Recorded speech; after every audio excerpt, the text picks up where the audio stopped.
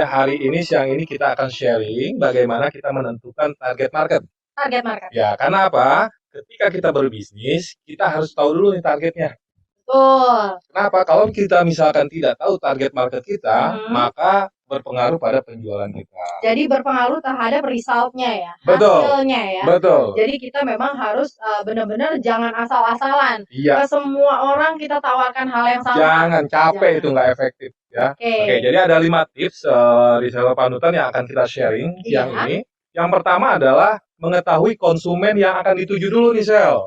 Oke, jadi kita harus tahu dulu Tahu nih. dulu, betul. Iya. Nah, cara mengeceknya atau cara mengetesnya supaya kita itu mengetahui konsumen yang dituju tuh dengan dari segi apa gitu Kita harus mapping dulu. Mapping, Nah, yang pertama adalah kita harus tahu segmentasi secara psikologinya. Oke, maksudnya untuk segmentasi secara psikologi itu apa nih, Pak? Contohnya? Berdasarkan minat, lalu juga gaya hidup, ya, lalu juga tingkat pendidikan. Oke, jadi misalnya contohnya lebih jelasnya supaya rekan panutan paham, mungkin lebih jelasnya untuk segmentasi psikologi itu misalnya kalau perempuan biasanya identik dengan perawatan kecantikan. Minatnya apa?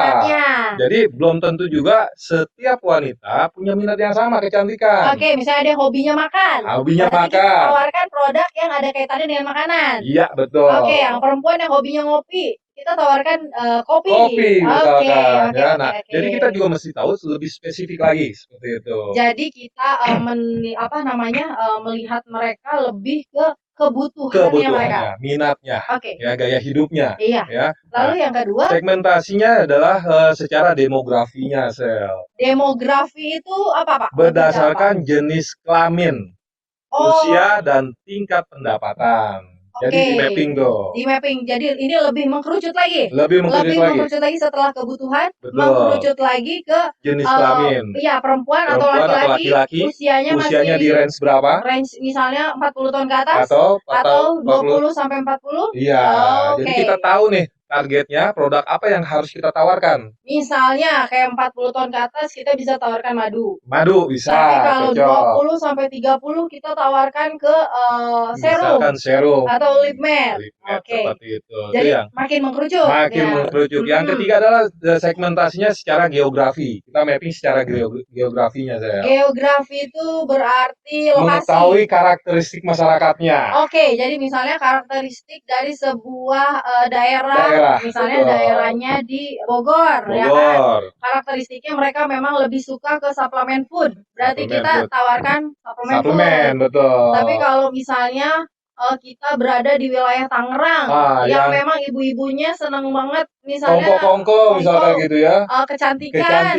Nah, kita tawarkannya skincare. Oke, jadi makin mengkerucut. Makin jelas. Jadi setelah tadi kebutuhannya, terus kita jenis kelamin dan usia, sekarang lebih ke letak geografisnya. Oke, lingkungan. Itu cara mapping yang pertama. Itu yang pertama. Tips yang kedua adalah memahami kebutuhan konsumen nih. Jadi tidak semua konsumen kalau kita tawarkan madu mau gitu loh. Berarti lebih dalam lagi dari yang poin nomor 1. Betul, karena kalau kita sama ratakan kita jual madu ke semua orang, maka habis energi kita hanya untuk menawarkan itu, tapi tidak ada closing. Oke, jadi kita lebih ke misalnya gini, kita punya 10 kontak, ya kan? Lalu kita pisahkan yang sekiranya mungkin memang mereka membutuhkan kopi yang mana, yang membutuhkan skincare yang mana, yang membutuhkan madu yang mana. Kita pilah lagi. Iya, misalnya terus orang yang senangnya produk mana, yang senangnya jalan-jalan mana. Nah, jadi kita tawarkan produk, tawarkan bisnis. Atau mungkin masuknya lebih dari bisnis dulu atau produk dulu lah, kita harus sudah bisa. Oke, jadi kesimpulannya kita yang poin nomor 2 ini lebih mendalam lagi nih. Apa yang mereka mau. Nah, tips yang ketiga adalah menganalisa dan menilai target di pasaran. Jadi setelah poin 1 dan poin 2 ini dijalankan, kita melihat nih bahwa yang kita lakukan ini sudah benar belum nih? Betul, kita harus analisa dulu nih. Ya, memang bisa dilakukan tidak bisa secara instan nih. Kita baru 2 hari, ini daerah ini lebih ke madu. Nggak bisa.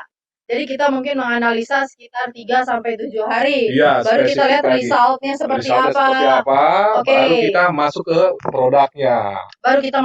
produknya. Oke, berarti jadi lebih tingkatannya Lebih rekan masuk lagi. panutan harus lebih mengetahui nih berarti ya. Setelah tadi memapping target pasarnya kena nggak nih? Kena Jadi nggak gitu. mungkin yang dikiranya skincare yang masuk ternyata setelah berjalan justru lebih ke suplemen, misalnya kayak madu kebutuhannya gitu. betul. Oke, jadi ternyata memang di dalam sebuah bisnis itu harus ada analisa. Itu sangat penting banget. Betul. Dan tips yang keempat adalah menentukan strategi pemasarannya, Michelle. Jadi lebih ke bagaimana cara memasarkannya. Jadi setelah kita tahu ya kan, strateginya tahu nih. Setelah tahu misalnya ternyata setelah dianalisa daerah ini mayoritasnya konsumsinya madu atau kanister ya kan, betul. Akhirnya kita tinggal menentukan cara pemasarannya bagaimana. Misalnya mengadakan promo atau misalnya tawarkan tentang lelang atau tentang workshop kayak gitu ya, atau kita mengadakan home meeting di sana untuk memperkenalkan lebih detail lagi produk tersebut dan untuk join massal ya kan. Jadi kalau misalnya kita sudah tahu nih menganalisa target marketnya di situ akan lebih mudah lagi untuk kita strategi pemasarannya. Betul, kalau untuk Karvan udah gampang lah kayaknya. Iya, karena kan Karvan simple banget sebenarnya Pak ya. Simple banget. Yang penting tadi itu ya, kita tahu dulu nih target market. Dan yang terakhir, tips yang terakhir yang nomor 5 adalah mengevaluasi opini konsumen nih. Oh, jadi biasanya nih yang dimaksudnya Pak Diki ini rekan panutan, opini konsumen ini misalnya setelah berjalan ada timbullah misalnya keluhan, atau ada atau misalnya ada juga yang biasanya itu adalah opini lebih ke arah feedback mau dari servis kita ataupun dari sisi produk. Jadi misalnya ternyata di daerah itu memang orang yang sudah menggunakan Xiaomi, Yazoo misalnya ternyata memang jadi kulitnya bagus. Akhirnya kan itu akan kita jadikan testimoni dan kita jadi produk yang positif. Betul. Nah, itu tips 5 tips untuk bagaimana kita menentukan target untuk yang ini.